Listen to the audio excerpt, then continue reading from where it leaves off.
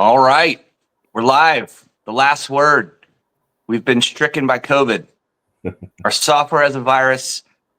Our captain, Captain Brian View, is off camera. He is sick, and we're having some technical difficulties. But we're live. We're here. It's the last word.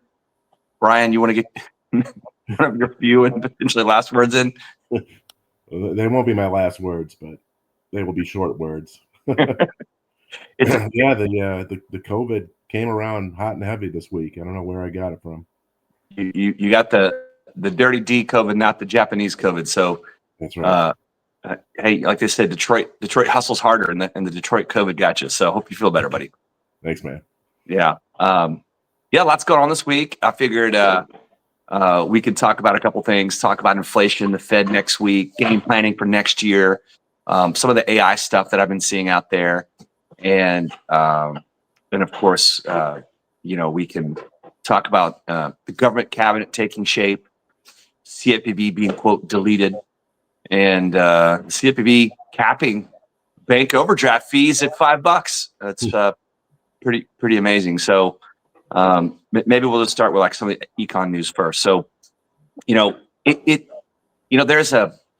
there's a narrative out there about inflation and how it's sticky and how we're not going to get to the 2%. And so I just want to dispel some of the rumors because, people have these thoughts and I keep seeing them type them over and over for years, literally years. And despite the thoughts that inflation's never getting to 2%, it's sticky and, we're going to raise rates and the 10-year treasury is going to go back to 5%. Like none of that's happening. So let's address the main one that everyone says a lot. Maybe we can all get on the same page. Chair Powell has said openly that they're comfortable with a 2 to 2.5% core PCE. Okay, so personal consumption expenditure, the core number, is the number that it's the main inflation number that drives the Fed's actions. So, if the CPI comes out and it's at 2.8% and up from 2.7%, it's not 2%. But some people are just like, if it doesn't get to 2% and stay at 2%, it's not going to happen. But we had a 50 basis point cut, a 25 basis point cut in the next week. We're probably going to have another 25 basis point cut. We're at a 96% chance. And so what I think people kind of misunderstand about inflation and the Fed's neutral rate or their target or where they're ultimately going to go, which they don't know the ultimate number. But the number to look at is the 2-year treasury yield. So it's not the 10-year. It's not CPI inflation. It is the 2-year treasury yield. That's what's known as market rates. And so the Fed funds rate is a short-term overnight rate, a lending facility rate from Treasury and the Fed to banks. And so they're restrictive. Anytime they're above the 2% yield on the Treasury, they are in restrictive territory. They don't want to be restrictive anymore. They want to get to a neutral rate where it's right on par. So yesterday, the 2-year Treasury closed at 420. And that 420 number is obviously much lower than where the Fed funds rate is today. So remember, the Fed funds was at 525 to 550. Then a 50 basis point cut, they got to 475 to 5. Another 25 basis point cut, they're at 450 to 475. Another 25 bips, they're at 425 to 450, which is called 4.375 for those of us that work in eighths on our rate sheet. And again, the 2-year Treasury is at 420. So they have room for another 25 basis point cut. And what will be interesting to watch is next week when they meet, what they say for 2025. So just to recap for those watching, they meet every 6 weeks, but every other meeting, so every 12 weeks, they put out the summary of economic projections. And that's also known as the dot plot. So they literally, all 19 members put on a dot plot where they think the Fed funds rate is going to be at the end of 25, end of 26. GDP, where it's going to be at the end of 25 and 26. Unemployment rate, where it's going to be in 25 and 26. And inflation, where they think inflation will be. So you're going to get a look at what they think next week. And the market has priced in only 3 more total cuts of 25 basis points. So you guys remember for about a year, I was saying, hey, look out, the Fed may, everyone's saying how many cuts they're going to do, thinking they only do 25s. But I was saying, they could do a 50 basis point cut right out the gate because they're so restrictive. And they don't want to run the risk of being highly restrictive. And I even put a bet out there with a gentleman on my LinkedIn feed and community. And so I don't think they'll do another 50 basis point cut. Hello, Christy. Hi. So sorry. I'm running a couple minutes behind. But No worries. 13 again. I had the wrong link. No. You're on at 13 minutes after the hour. My lucky number is 13. It's Friday the 13th. I said all the stuff about the number 13 that was happening on my video live last night and did it again. I'm telling you, the universe is so weird. I can't even go there. I swear we're being trolled by the simulation. We just had Brian. He talked a little bit. He has COVID. This is awful. I said it might be his last words, and they were. So thank you for leaving him out of the bullpen. There's my Barry Habib phone call. So that must mean the bond market is selling off, and it's time to lock your loan. I haven't taken a look at the 10-year Treasury. If you want to look it up while I finish my little rant. I'm looking it up now. I was just talking about the Fed and how they really follow core PC in the 2-year Treasury yield. They're going to cut 25 basis points, and then they're going to say what they think inflation is when they put up their dot plot next week. And that's the thing for everyone to look at. Now, if the market is pricing in only 3 more 25 basis point cuts, that's 25 next week, and then 25 and 25 all in next year. And so they may skip the January meeting, which I think is the 19th or something like that. They may skip that meeting, pause just to look at the data, let it come in because they can, because the 2-year Treasury is at 420 and they'll be at 425 to 450 on the Fed funds short-term overnight rate. What did you get on the 10-year Treasury? We're down 56 basis points from yesterday's close. 5.6. What are we at? We're hold on. I was looking at the. You're looking at MBS. Yeah, I'm looking at the 10-year, but we're down 56. So we're at 98.84. Oh my God! Look at, it's all red. It's all red. What's the yield? Give me 1 minute. I think you look at the MBS, which means people. We just got an alert to lock, right? So. Yeah, I'm not looking at the MBS, by the way. I am looking at the U.S. Treasury, but in the chart that I pulled up, it doesn't show me what the yield is. So I'm like, wait a minute, because this is not my normal chart. I just pulled up a new one. So give me 1 sec. No problem. Keep going. So it'd be interesting to see. First of all, the market. I always look at the CME Fed Funds Future Tool. So for those of us watching, you can look that up. It's on my desktop. That's one of my browser windows that I take a look at. And it was interesting to see there's a 98.6% chance of a 25 basis point cut next week when the CPI came out. And the next day, the PPI came out a little hotter, and that went down to 96%. So still in the bag, but it was interesting to see the PPI was hotter enough to move the needle a little bit, and CPI showed improvement. And the reason why CPI showed improvement, and again, it's not the Fed's preferred inflation gauge, core PCE is, but in that CPI report, shelter housing costs went down 14 basis points. It was the 8th largest deceleration of shelter inflation in CPI ever. So I know we have we're up 1 month, down 1 month, up a little bit, down a little bit, but this was such a deceleration in just 1 month that it was extremely meaningful in November. And that's not distorted by, that's seasonally adjusted. There was no hurricanes or wildfires. And in fact, wildfire season being over, my construction partners, Jason and Britt, husband and wife team, they live in Malibu Canyon. They literally had a fire in their canyon. They had to evacuate their 3 kids, then go back. My buddy Jason went back and they had some livestock. They had to evacuate that. But we're very fortunate that the winds were blowing out towards Pepperdine, which had to get evacuated as well. Yep. And I know it's crazy, but then it's been less windy, cloudy. We had a little bit of drizzle and rain here last couple of days. And I don't think it's any coincidence that fire season, hurricane season are mostly over. Hurricane season is definitely over, all the peak periods. So Farmers Insurance said they're going to insure 9,500 new policies a month in the state of California, up from their 7,000. There's new legislation coming through our state. So we're going to get some reprieve in insurance costs going into next year, which is huge.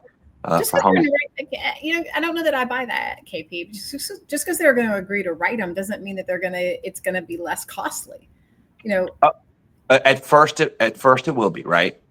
Always subject to change, right? If there's another fire or whatever the case may be, yes, but they had to cut a deal with the state of California, and California is basically allowing farmers and other insurances to use their own catastrophe modeling, which is what the state tried to ingest their nose into and say, hey, you have a cap. We just can't let you go up on your costs. And they're like, we're out. So State Farm pulled out, Farmers pulled out. And those are the two largest insurers in America, in the state for sure. And so who was left? Like the FAIR plan is a state plan, a state-run plan. That there's a cap there, but it's just not as good as having more liquidity, insuring homeowners. So we're at 4.399 on the 10-year. Okay, yeah. So that's about 5 basis points up, 6 basis points up from yesterday, in the close. Now 4.33. Yep, and so that is where we track mortgage rates. That 10-year Treasury yield is not where the Fed tracks market rates to decide how much to cut. They follow the 2-year Treasury. And so it's very interesting because we're in a weird time where institutional traders don't believe that we're going to rein in spending here. We have a continuing resolution that's on the table from the House, and we're trying to pass a budget, trying to pass the National Defense Authorization Act. And, those are, budgets are 10-year propositions, right? And they get recalculated, but everything is a 10-year run. So what happens is the longer end of the yield curve, 10-year treasuries, 20-year bonds, and 30-year long bonds, those yields have been going up, and 2-year treasury yields and notes under 2 years, 6-month notes, 2-month notes, 1-year bills is what they call them when they're short term. The bills yields have generally come down or stayed flat and not gone up at the same pace as the longer term bonds. And just to put a bow on that is that, longer term is, hey, we're structurally increasing our debt and deficit and we have a lot of interest, which is why the Fed has to cut. So we have less of an interest payment. But short-term treasuries and bills are coming down because we have less of a risk of going into recession, noted by 2.8% Q3 GDP, and the first reading for Q4 is 3.3. So growth is up. So the other side of the ledger, other than debt and deficit, is we're growing our $27 trillion a year economy. And we're the biggest in the world by far. I think China is like 17 trillion and GDP, and Japan is like 4 trillion. So that is the mechanics of the yield curve, and you hear like longer term duration and what that means, and how the Fed acts with Treasury to basically sell the Department of Treasury to sell treasuries to fund our government. So that's what's going on, and we had a lot of good information, and we'll get some certainty and some clarity next week. Well, one of the things I know we wanted to talk about today was, and you were saying it earlier, talk a little bit about AI and what's going on in the industry and how we're seeing that. So what is your current take on where you see that going? So I think a lot of us have been looking how AI can help us with income analysis software and making underwriters more efficient. But I think this next wave, which is now, is up front with salespeople. So sales assistance is here, right? And so what I've seen is just lights out. I mean, I've been on a fact-finding mission in 2025, but recently stepped my game up mostly because the tech has gotten better, and there are some winners that we could pick, and also because we at PRMG have some projects rolling out. Like we have a brand new portal for our wholesale and correspondent channel with about 25% of new files coming in on that, and we'll make a hard cutover to that here shortly.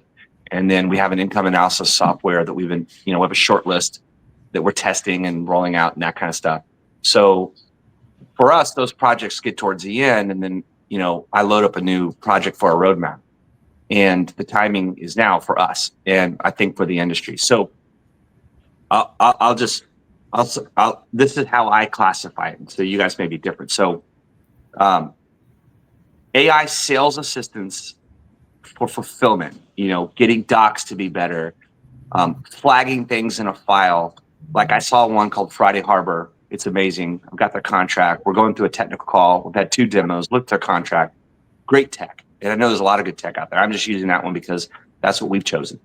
And so the documents come in, the originator, processor, and loan officer assistant are able to use this AI, and it's saying, hey, the phone number on the pay stub is different than the phone number for the employer on the app. This borrower on their bank statement has a mortgage payment, but it's not on the credit report. And so you're flagging things and catching things in a millisecond or two, which means people are collecting this stuff up front and catching it at origination, which for distributor retail is great because the distributor retail teams, they bear the brunt and cost on their P&L of processors, LOAs, and the originators. And so that is one classification. And then the other one is upfront sales activities. I've seen, an AI that will take inbound calls or texts or emails and kind of talk conversationally with a borrower, all the way to I've seen a voice assistant literally make outbound calls and have a live phone call with a borrower in conversation live, listening to what it says and saying, okay, like the one I saw, from the Total Expert show, it's called Sella. They had a female AI assistant called Jessie, and this old lady was like, yeah, you guys are all calling me all the time, and I'm talking to a bunch of y'all, but I'm not ready to go until next month. And then it instantly, a female voice over talking an elderly female lady. I would never over talk a female in this time and age, right? I tried to be very intentional about not doing it. I know it's not appropriate, right? Women are finding their voice and they don't need a man to step over it. Well, this female bot just rolled right over this old lady. Okay, I hear you. You've got some things going on in life, but if you just give me a couple more pieces of information, I can tell you your buying power. So next month, when you're ready to buy, you'll be ready to go. It literally took the time frame that she said the next month and used it in the very next reply. And there was a pause, and everyone in the room's like looking at each other, and the old lady's like, "Okay." I've looked at the same tech that you have, and I think that a lot of us in the industry have started with AI in the background because it's a little safer. It's not interfering with your sales team. You're letting them continue to do the things that they do best, and you don't have the exposure from a regulatory risk standpoint of what and how are you interacting with consumers. And so I think you saw a lot of us go in that direction as a beginning stage. And that isn't these are the things we should be doing, testing it in a safe and compliant manner and the impact that it has. The pieces that we've integrated and the additional pieces that we're looking at have really increased the efficiency. To your point, it's getting things closer to the front end of the process. And I think back from, even when I first started in the business, there's always been this window of right up front, borrowers are happy to give you as many docs as you need. Happy is not the right word. They're willing to give you as many docs as you need because they're like, hey, this is the process and this is what's happening. You get a week, 2 weeks, 3 weeks into that, the closer you get to closing and the longer away from the start of the process you are, they're less excited about sharing additional docs with you because it's a hassle. You should have asked for this up front, right? And then Stratmore data supports this, that when you have to go back to a borrower multiple times, your overall net promoter score drops, the customer satisfaction drops, and your likelihood of getting additional referrals from that agent and that borrower diminish significantly. So you want to push everything to the front of the process. And I think a lot of the AI that we've implemented has allowed that to happen. And if you're at an organization that hasn't done that, or you're not sure, you should definitely ask your team what they're doing, what they're looking at, because not everybody is bleeding edge or even cutting edge. Some companies prefer to your point, see who the winners are, make those picks and implement so that they can save money and pass that along to you. There's no right or wrong strategy here. But I think we're to the point where we should all be looking at how AI can help with those definitely not consumer facing processes and can help you be more efficient. And I'm with you. I have seen a couple of the AI bots that not only that act as a loan officer assistant. One of my favorites lets them, look up guidelines and acts as a scenario desk. So it's kind of an interface between the loan officer and the underwriter, creating a more seamless process because you're getting those answers faster. They're able to look it up. They're able to document it. You can include it in your file and, have that cut and paste over. So really cool. I have also looked at a couple that, to your point, they'll make calls and do things on your behalf. And I think I'm still in the camp of, I'm not quite ready to implement that until we get a little bit more regulatory guidance with where the cabinet lands and how they're going to view these things. I'm optimistic that the regulatory environment will be such that we've had some of these demos and we can kind of have them on the sidelines going, hey, this is who we pick, once we feel confident that our regulator is going to be supportive of it. Yeah, I agree. And all great points. And everyone's having these similar discussions in their leadership teams internally. I'll just say, this spring will be 5 years we've been on Capacity, which is our internal AI bot answering questions, doing guidelines, really helping all of our help desks with task routing. And that one we've been on AI, literally on, it used to be called Jane.ai, right? And so great tech team, one of the best in the business.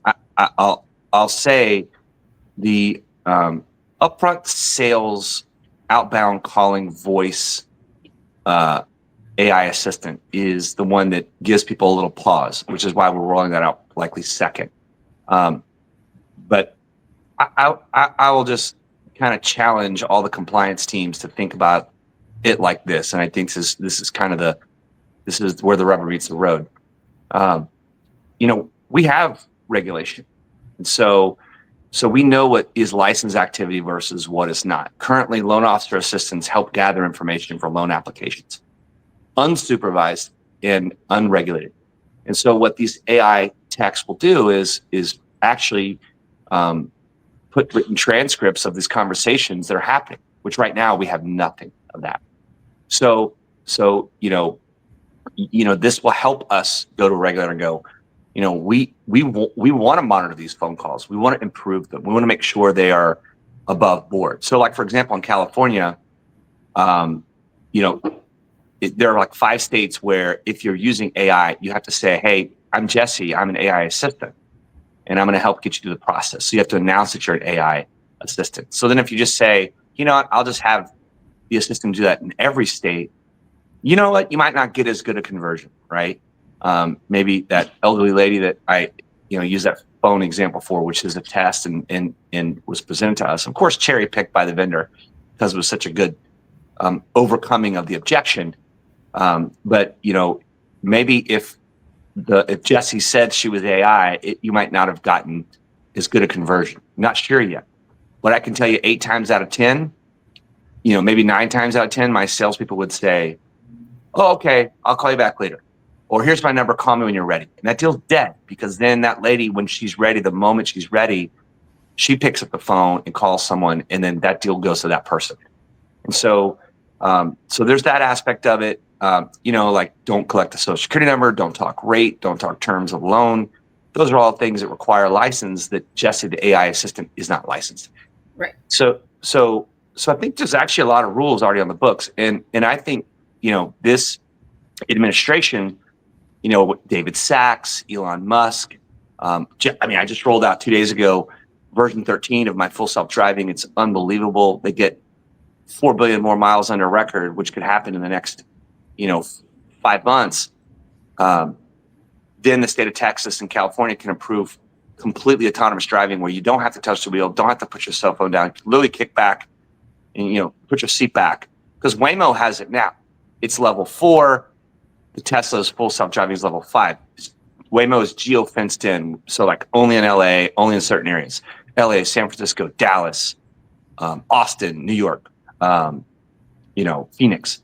And so the point is, with Elon and David Sachs and, this whole group that's up there, there's never been a more AI experienced leadership team in DC.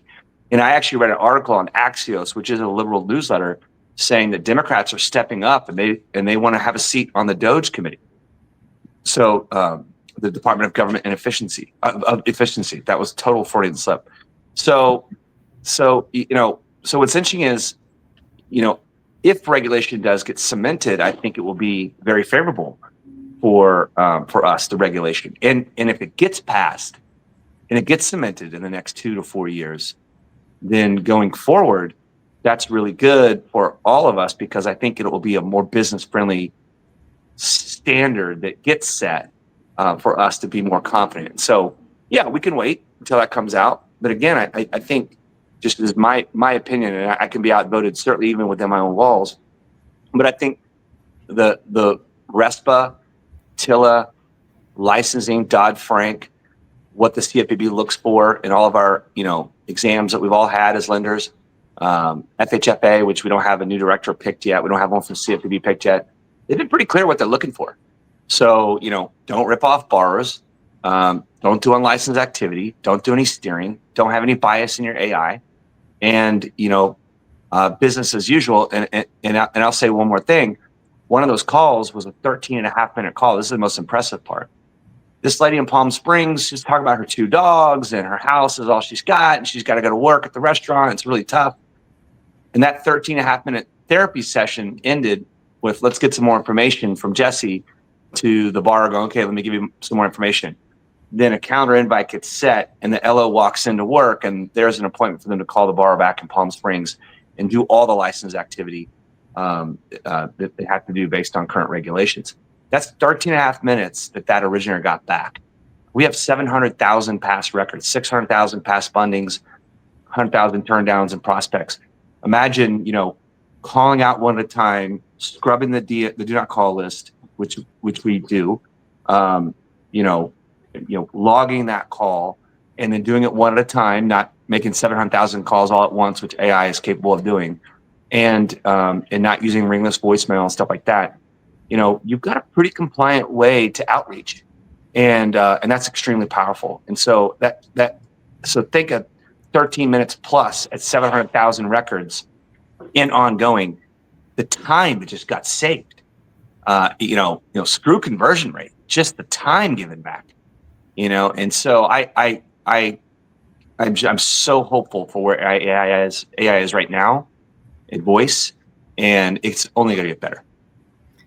I agree with you. I think that there will be the opportunity to get a lot of efficiency. We've already seen a lot of efficiency around the pieces that we've rolled out, and how it's letting people focus on, it's not, and to the point that people keep making, it's not about eliminating jobs. It is about being able to scale with the folks that you have and continue to grow so that their jobs are protected, and letting them do the higher level things that only they can do. And I love the only I exercise. What are the only, what's the things that only you or I can do or should be doing? Like, where can we delegate? And when we can delegate to technology at a reasonable cost, when we can delegate to technology, because some of these techs are pretty pricey. Some of them are very reasonably priced, particularly as you're looking at some of the fun startups and folks that are like, hey, we really need those partners that are going to give us feedback. They're going to help us build out to where the product should be. And I love those kind of partnerships. You can't do everything with that type of partnership, but I love the type of partnership because you end up getting a lot of custom development. and a lot of say so in how that product ends up and really being impactful for your organization. Agreed. And when DU and LP was created, underwriters are going to be automated out of existence. And with all the new stuff going in the appraisal world, appraisers were going to be automated out of existence. They're both highly coveted positions and highly paid positions still. And I put out about once a week an internal global video to my entire company.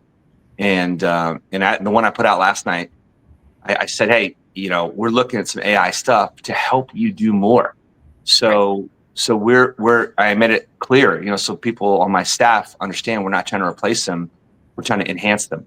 And so it goes back to like, will AI replace my job? AI will replace jobs where people don't learn how to use AI on their job. And so I think there'll be some thinning of the herd globally. A loan officer that's doing one loan a month, if you're and not providing new leads, may be at risk of losing their job due to AI sales voice assistance, and that person may not make it anyway, even in the current environment. I don't think that they're at risk of losing their job because we got AI. They're at risk of losing their job because they're not producing what most companies have as a minimum level of expectations. Agreed. And how many originators do you and I have on staff that we let linger around longer than they should? And, they're a lost cause. Whereas, an AI assistant could come in and be a champion. I mean, the voice is as good as everyone except the top 1% in our business. And so, it might just accelerate them losing that job, which they were going to anyway. And again, that's time. It's time for the branch manager who manages the P&L. It's like, oh, well, I really like this person and I think they can make it, but they don't make it. And so instead of letting them linger around another 3 months, you shuffle them out the door. And again, I'm not advocating against that. I mean, talent is talent. I mean, in our current environment where we're built by originators for originators, we coach, we coddle, we train, but some people don't make it, and it's not because of us wanting to automate them out of their job. It's because they ultimately are deemed to be not good at their job or not good enough. Right. No. And we all have areas that we need to improve. Efficiency, really operational efficiency is one of those areas. And when I say operational efficiency, I'm not just talking about your ops team. I'm talking about everything that you do to get the widget from the beginning all the way to the end. That's operational efficiency. And our job is to help those borrowers in the most convenient way possible, meeting them where they are.